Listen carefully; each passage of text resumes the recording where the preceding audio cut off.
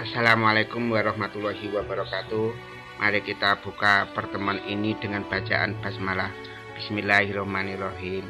Anak-anakku, ya, hari ini kita akan membicarakan sistem klasifikasi makhluk hidup.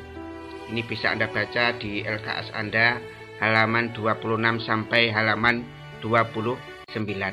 Nah, jumlah makhluk hidup, jumlah spesies yang ada di dunia ini kalau menurut catatan jumlahnya sekitar 1 triliun.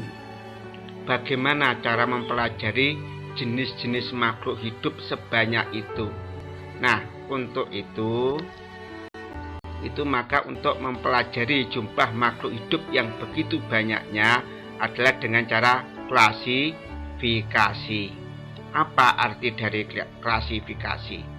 Klasifikasi itu adalah pengelompokan makhluk hidup berdasarkan persamaan yang dimilikinya, sehingga manusia dikelompokkan dalam kelompok Monera, Protista, fungi, plantae, animalia, dan virus karena mereka memiliki kesamaan.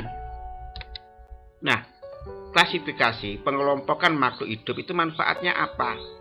Yang pertama, mengetahui jenis-jenis organisme yang begitu banyaknya sampai 1 triliun.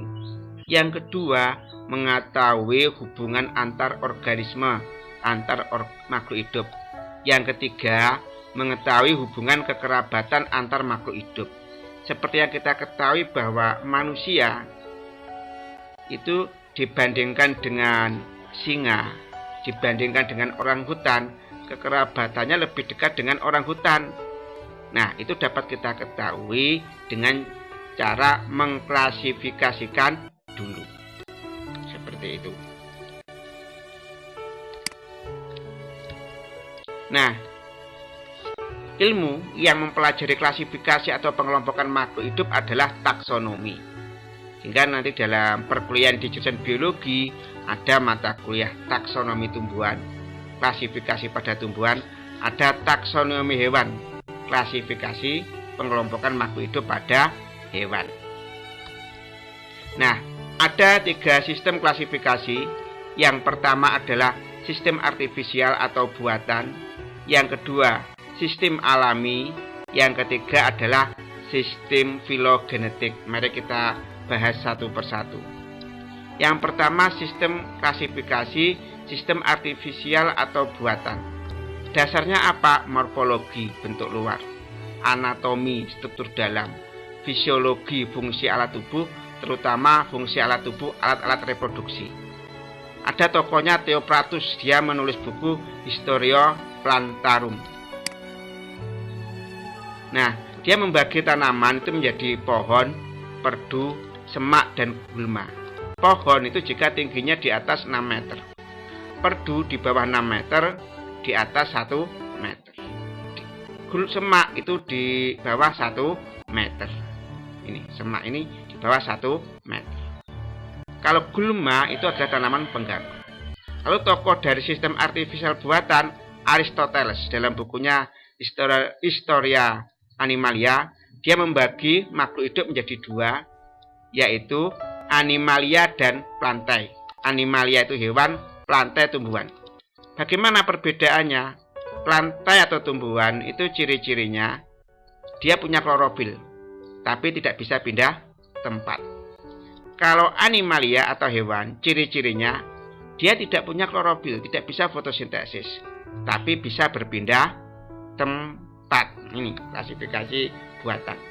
Selanjutnya ke sistem klasifikasi yang kedua adalah sistem alami.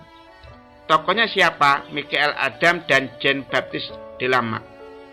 Dia dasarnya apa? Dasarnya banyak sedikitnya persamaan, terutama persamaan morfologi, bentuk luar. Contohnya, makhluk hidup berdasarkan alat geraknya. Ada yang berkaki, contohnya kuda. Bersayap, burung. Bersirip, itu ikan.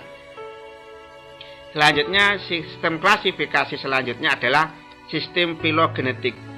Itu yang mengemukakan adalah Charles Darwin tahun 1825, bahwa ada hubungan antara pengelompokan makhluk hidup dan evolusi, perkembangan makhluk hidup dari waktu ke waktu dalam waktu yang lama.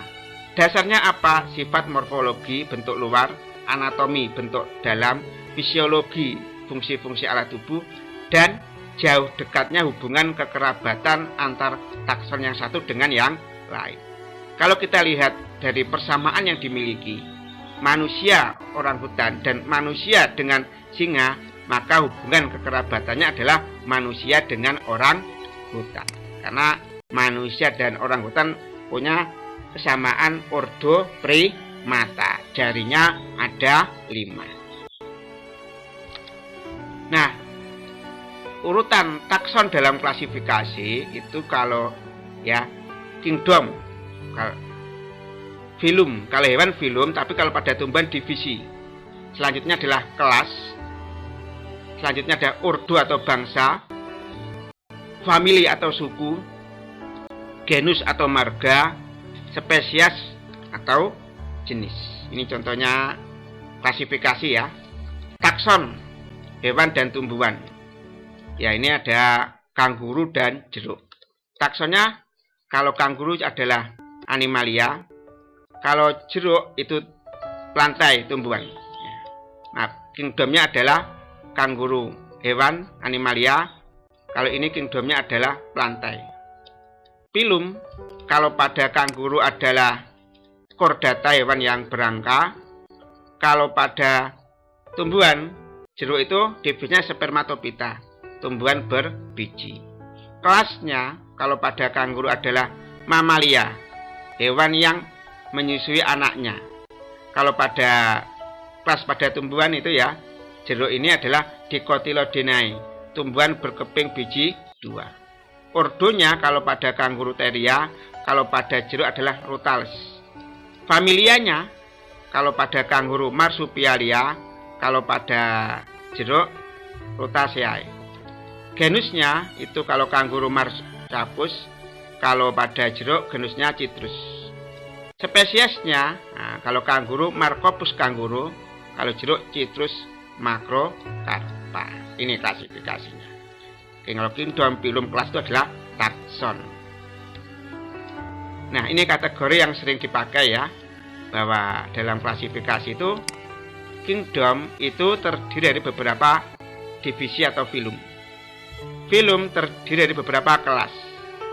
Kelas terdiri dari beberapa ordo. Ordo itu beberapa famili. Ya, famili itu mencakup sejumlah genus ya dan spesies yang mereka berasal dari nenek moyang yang sama. Famili itu mencakup beberapa genus. Genus itu takson yang mencakup sejumlah spesies yang menunjukkan persamaan dalam struktur reproduksi. Spesies itu adalah individu yang memiliki persamaan morfologi bentuk luar, anatomi bentuk dalam, fisiologi kesamaan fungsi alat tubuh yang diturunkan ke generasi berikutnya. Dikatakan satu spesies jika mereka bisa dikawinkan dan punya anak. Anjing, semua jenis anjing itu kan nama spesiesnya Canis familiaris. Ini kalau dikawinkan sama anjing, walaupun berbeda bentuk sedikit berbeda, kalau dikawinkan maka dia punya anak ya, karena punya jumlah kromosom yang sama. Contohnya manusia, spesiesnya Homo sapiens. Manusia dari ras Kaukasoid Eropa dikawinkan dengan manusia dari ras Negroid Afrika. Dia bisa menghasilkan keturunan. Contohnya Barack Obama itu dihasilkan dari ayah dari ras Negroid kulit hitam dan ibu dari ras Kaukasoid Eropa berkebangsaan Amerika. Itu karena dapat dikawinkan karena punya spesies Homo sapiens. Tapi mereka berbeda varietas, berbeda ras. Nah, di sini kita akan membicarakan tentang hubungan kekerabatan. Nah, ini saya contohkan ini. Perbandingan antara manusia, orangutan, dan singa. Manusia, dunianya animalia. Kingdomnya kalau orangutan, animalia. Filmnya sama, chordata. Ya. Sama, kalau orangutan filmnya chordata. Subfilumnya vertebrata, itu hewan bertulang belakang. Orangutan subfilumnya vertebrata, bertulang belakang. Kelasnya mamalia. sama kelasnya mamalia, hewan yang menyusui anaknya. Bangsanya, ordonya primata. Manusia itu punya jari 5. Orangutan jarinya 5, ordo primata. Dia berbeda dari sukunya, Hominidae. Tapi hal ini sukunya adalah Pongidae. Genusnya Homo. Ini genusnya kalau orangutan Pongo. Jenisnya adalah Homo sapiens. Ini spesiesnya Pongo pygmaeus. Orangutan sama manusia ini memiliki kesamaan sampai kingdom, phylum, kelas, ordo. Dia sudah berbeda famili atau suku. Di Hominidae, ini Pongidae. Ya. Bandingkan ini dengan manusia dengan singa. Ya, sama-sama. Kingdomnya kalau singa Animalia sama. Filumnya Chordata sama. Ya. Kelasnya mamalia sama dengan mamalia. Tapi kalau pada manusia dan orangutan, ordonya primata, ini ordonya karnivora. Berarti dilihat dari sini maka hubungan kekerabatan manusia orangutan lebih dekat daripada manusia dengan singa, apalagi dengan harimau. Nah, di sini kita akan membicarakan tentang sistem tata nama binomial nomenklatur. Tadi ada spesies ya, ini kalau pada orangutan Pongo pygmaeus, manusia Homo sapiens, singa Panthera leo, harimau Panthera tigris. Ini penulisan nama ilmiah. Bagaimana aturannya?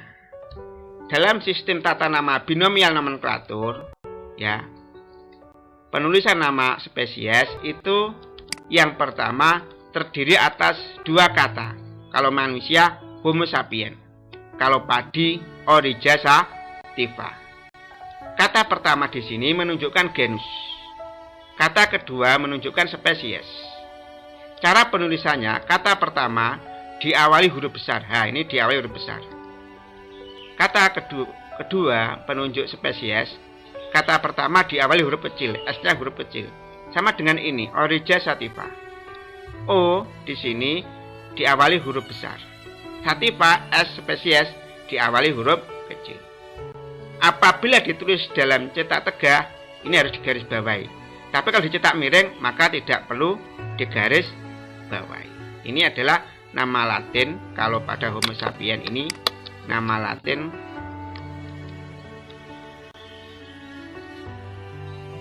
ada manusia. Kalau Oryza sativa itu nama Latin dari tanaman padi.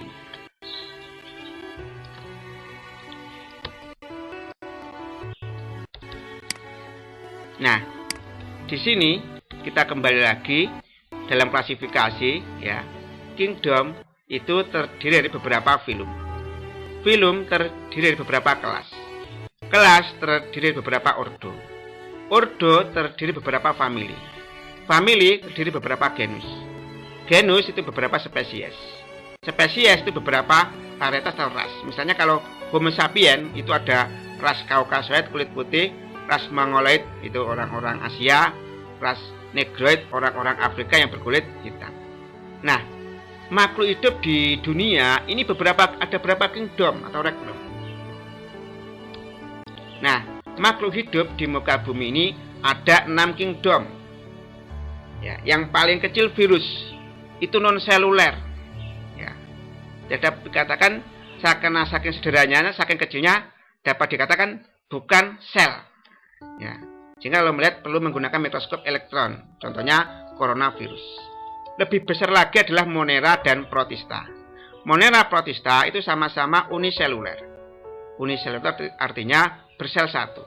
Monera itu bersel satu, tidak punya membran inti sel. Ini ada contohnya bakteri ya. Dia tidak punya, intinya tidak punya membran. Ini bakteri. Contohnya penyebab penyakit disentri, Shigella dysentery. Sel yang tidak punya membran inti sel namanya prokariotik. Kalau Protista itu bersel satu, uniseluler, punya membran inti sel, disebut eukariotik. Contohnya adalah protozoa.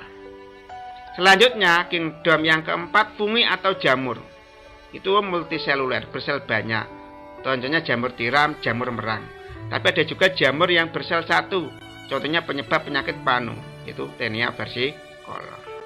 Selanjutnya, yang kelima, kingdom yang kelima, planta atau tumbuhan itu semuanya multiseluler, bersel banyak. Animalia atau hewan, semuanya multiseluler, bersel banyak. Lalu apa perbedaan jamur, tumbuhan, dan hewan? Nah, jamur itu dia tidak bisa berfotosintesis, tidak bisa membuat makanan sendiri. Ya, dia juga tidak bisa berpindah tempat bergerak. Tumbuhan seperti ini ya, dia bisa fotosintesis, punya klorofil, tapi dia tidak bisa bergerak berpindah tempat. Hewan, dia tidak bisa berfotosintesis karena tidak punya klorofil, tapi dia bisa bergerak berpindah tempat. Ini perbedaan fungi, jamur, tumbuhan, dan hewan. Nah, tugas Anda ya di sini adalah nanti dikumpulkan, saya beri kesempatan 1 minggu, dikumpulkan Rabu depan.